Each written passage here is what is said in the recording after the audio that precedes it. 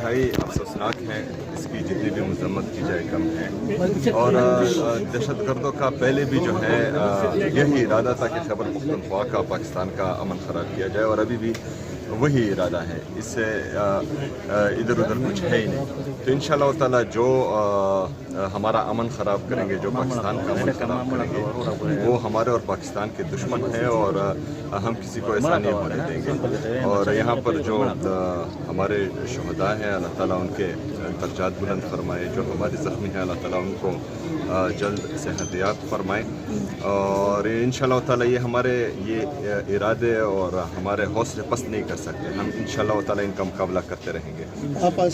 آس پاس میں آپریشن بھی ہو رہی ہے اور اقدامات بھی ہو رہے ہیں،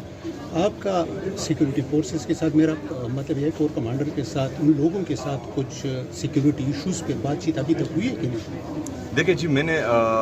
تمام بریفنگ لی ہوئی ہے ہماری پولیس کے پاس، جو ہماری صوبائی حکومت ان کے لیے جو ماڈرن اکوپمنٹس ہیں وہ آرڈر کر چکی ہیں، لیکن بدقسمتی سے اس میں تھوڑا ٹائم لگ رہا ہے۔ بلٹ پروف گاڑی آ چکی ہے، اور ہم اپنی پولیس کی مزید کیپیسٹی بلڈنگ بھی کر رہے ہیں، اور انشاءاللہ میں